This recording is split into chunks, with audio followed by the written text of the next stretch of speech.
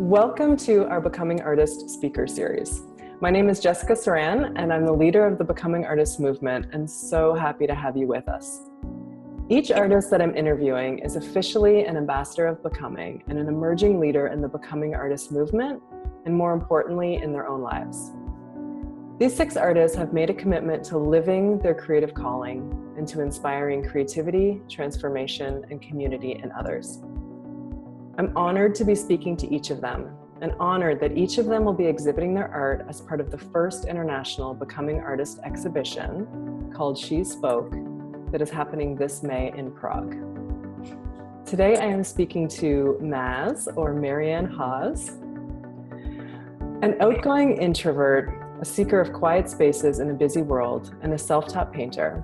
Marianne is an ambassador for positivity, compassion, and empathy in the art world and beyond. With successful careers in garden design and portrait photography behind her, she now paints full-time and lives and works between the Wye Valley, Devon, and her family's homeland, Cornwall. Her art can be seen at mariannehaas.com.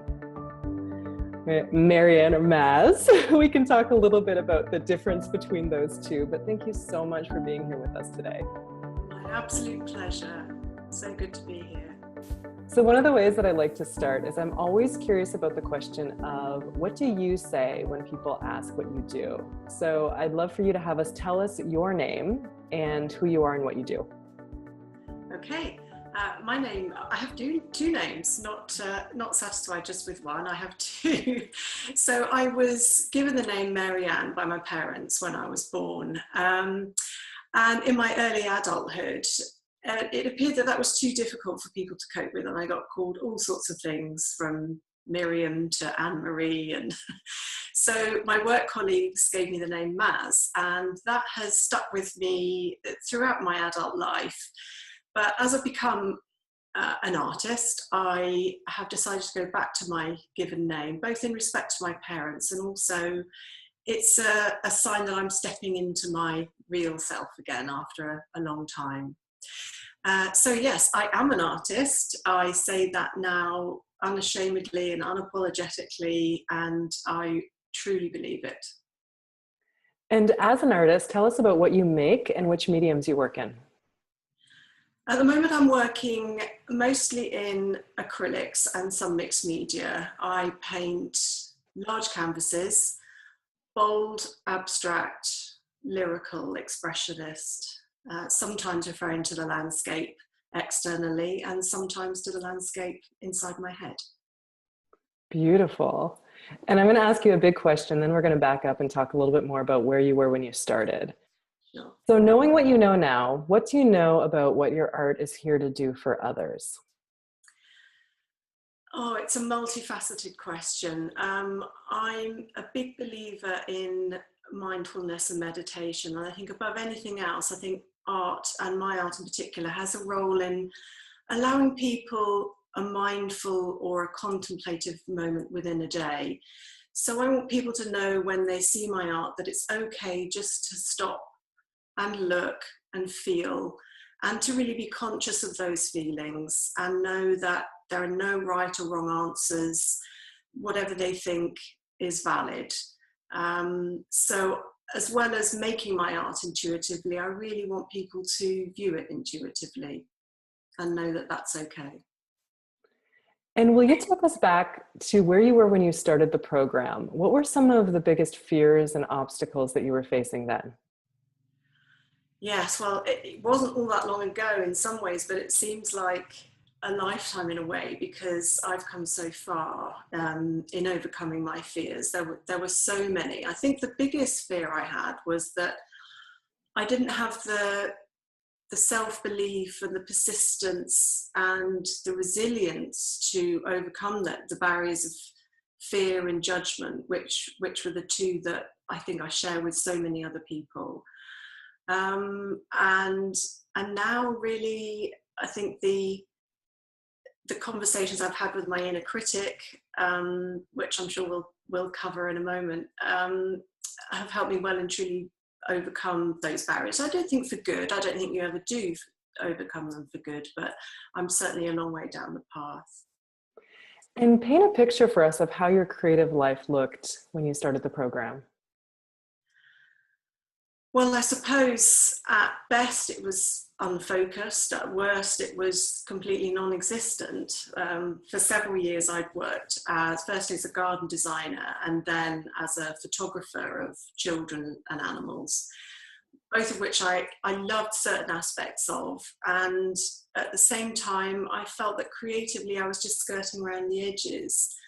And although I'd gone into those areas because of my creative leaning, if you like, it felt that I wasn't really getting to the nuts and bolts of what I wanted to do. I wanted to make with my hands and do something very tangible.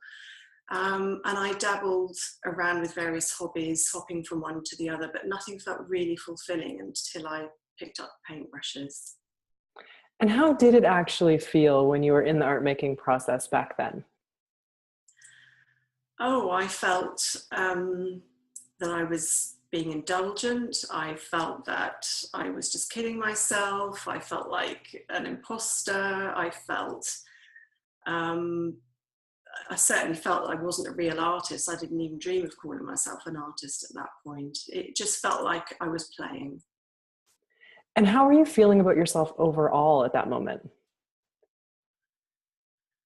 Oh, well, I was frustrated that I knew there was something there within me, but I just couldn't.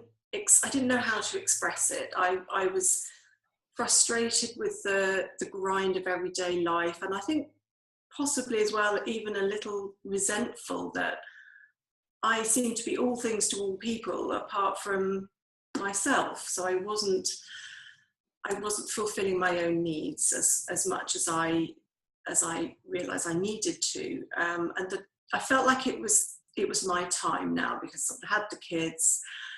They're growing up and away. Other responsibilities sort of ebb and flow. They'll always be there. But yeah, it really felt like it was time to put myself first, but I didn't quite know how I was going to do it. So it was time, and you knew it was time, but what were some of the beliefs that you had about what was possible for being an artist or around having a successful art career? So I think my beliefs were that you had to go to art college, you had to be born with a paintbrush in your hand and be drawing and painting from a young age, and maybe live in a family that had parents who were artists, and certainly I didn't feel qualified in any of those ways. I haven't got any of those things, and I just felt it was a world away from where I was, apart from the fact that I was turning 50, and well, obviously that was way too late to start something new. That's what the inner voice was saying. That was my next question. If you could just expand a little bit more on the inner critic and the role that that was playing at the time, and what are some of the other things that it was telling you? Yes, I have a tempestuous relationship with my inner critic. She used to be extremely vocal, and because when I was trying to start doing some art and imagine what my life could be like, I had no other support. There was no one in my peer group who could counter the things that my inner critic was saying. So over time, and with the help and support of the Becoming Artist group and yourself, I've learned to engage with my inner critic and listen to what she has to say, and just very politely acknowledge her presence and send her on her way. So she's still there and she pops up from time to time, and I know she has my best interests at heart. She would very much prefer me to stay in my safe zone and not allow myself to be threatened by all these new opportunities and fantasies that I have about becoming an artist. But I'm not going to listen. I'll listen, but yeah, we'll move on.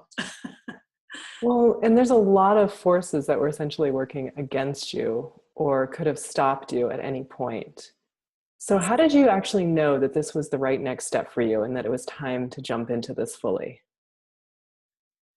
I think you get to that point, and I think sometimes it comes with age and wisdom, and maybe it was something about the turning point of, that big number of 50, and I just felt that the pain and potential unhappiness of not living my best life was greater than the potential pain of trying and failing.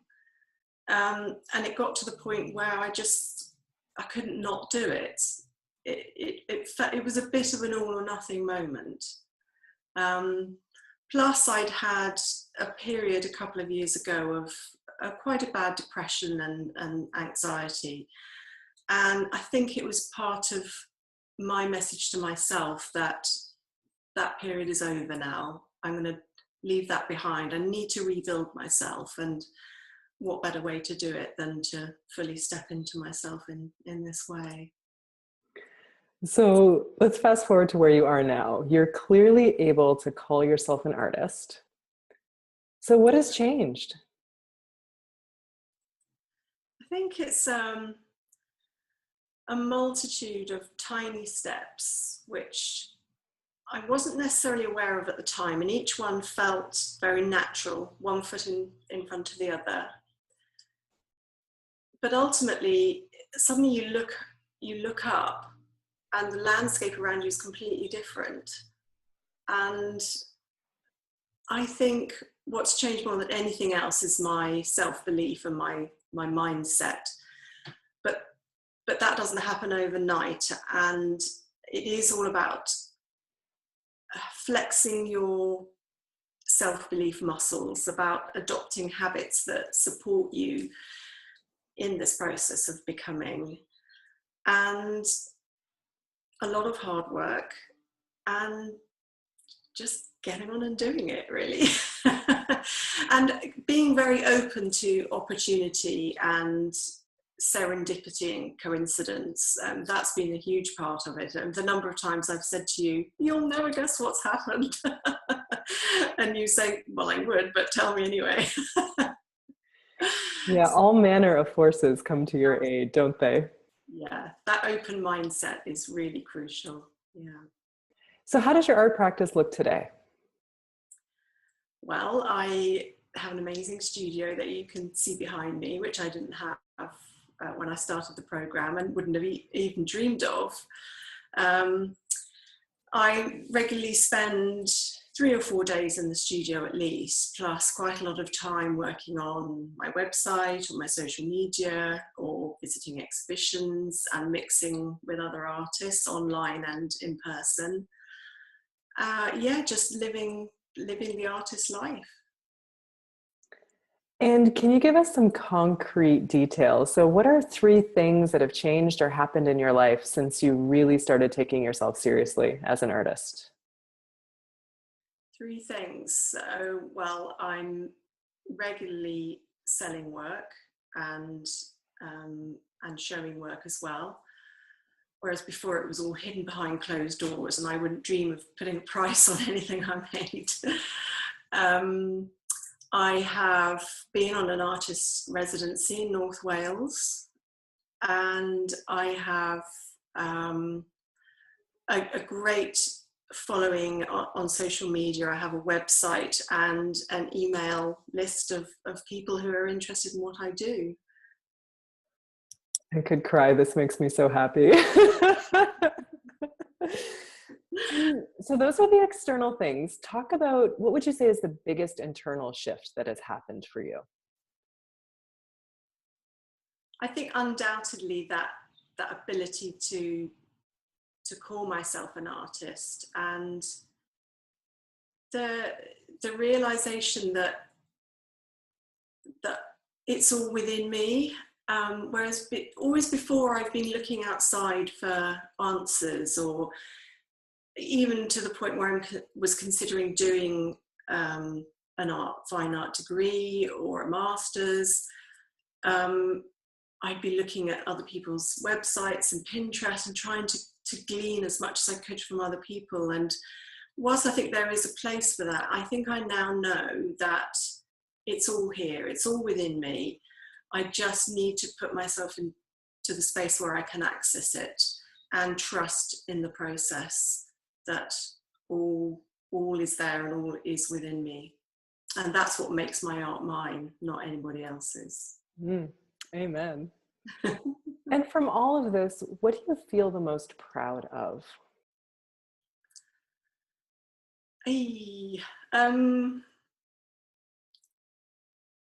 I think I'm very proud of, I can't restrict it to one thing, so bear with me, but I'm very proud of the support my family have given me, and their pride in me, if that makes sense. And I couldn't have done it without that.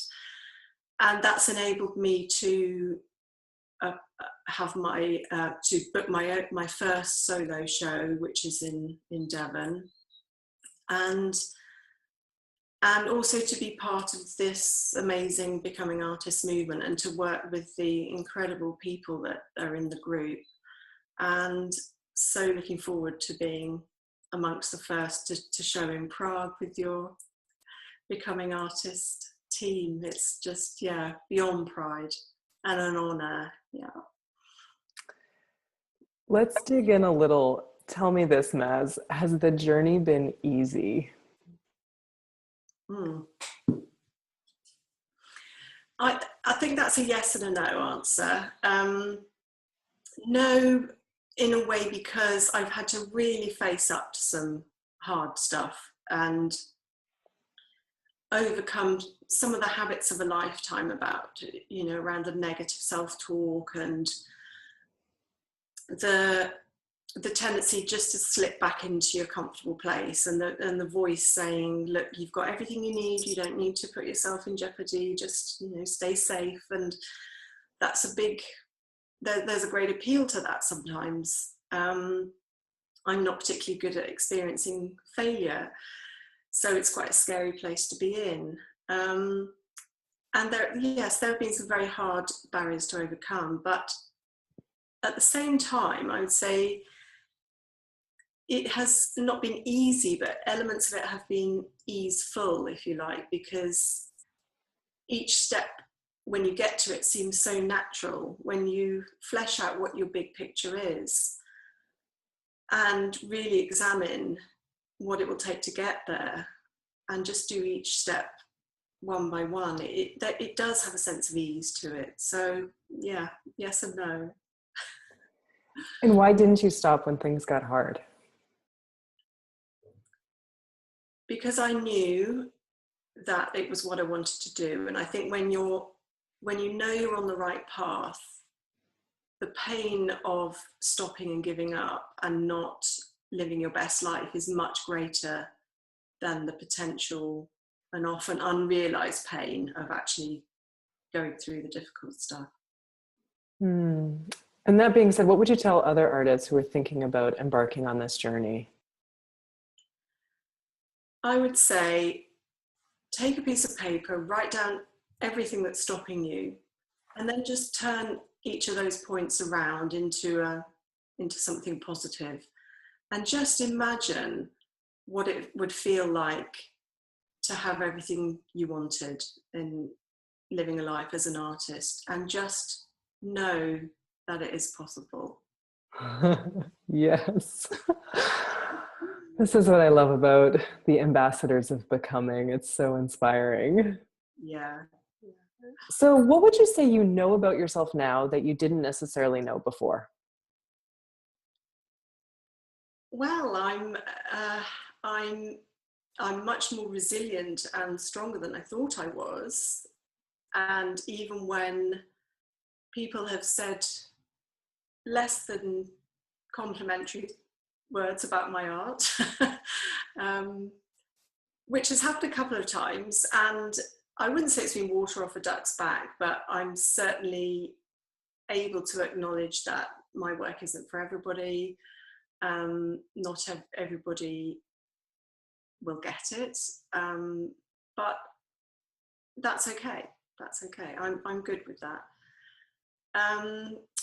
And yeah, I think I realised that my art does have something to say to the world, or I have a voice, and my art is a way to work out what it is that I want to say, and gives me a platform for saying it, and I think that's an incredible gift.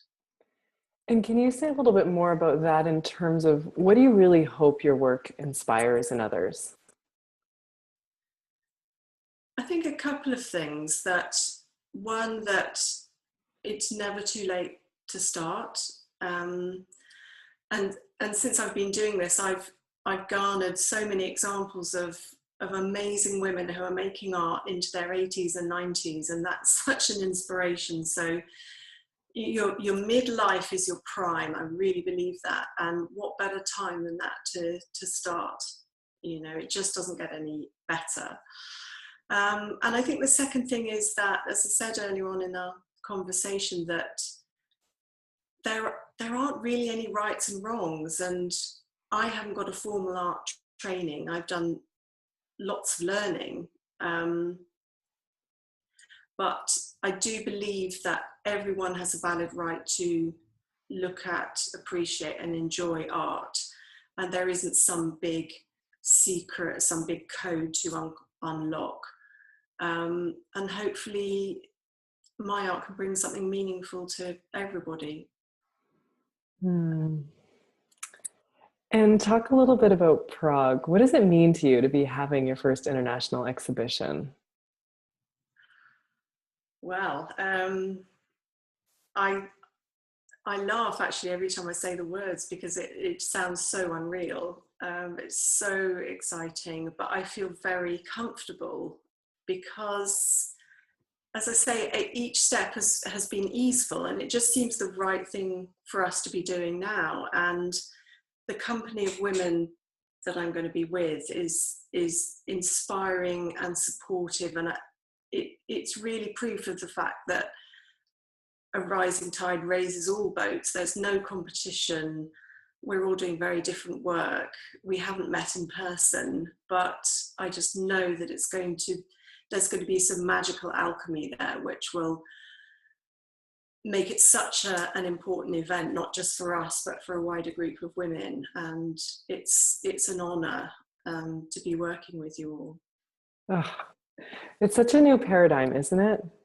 Yeah, I've never witnessed anything like it. Yeah. And what are some of the other things that you're feeling excited and inspired about right now? Well, as I say, I've got my first solo show. I've got ideas for at least a couple more collaborations with some other artists, and I'm looking forward to just getting stuck into some painting in the studio, just to see what emerges. So some more playful experimental work as I move through to the end of the year. So lots to look forward to. Great. And one last question. So looking back, what advice would you give to the person you were before you started this program, knowing what you now know? I think I would say just trust your instinct. Just go with it, and imagine what it's going to feel like when all this comes to fruition, because there's nothing like that feeling, and it'll be worth all the little hiccups and all the difficult moments. And just know that you've got all the resources you need. You're supported. You've got the wisdom and experience. That's all a positive. That's a gift. And just go for it. Marianne Hawes, thank you so much for being such an inspiration and showing up for yourself first and foremost as an artist, and then inspiring all of us through your journey and your process. Thank you so much for everything. It's been a pleasure. Will you just remind us one more time, where can we find more of your work? You can find my work on my website at mariannehawes.com. MARYANNEHAWES.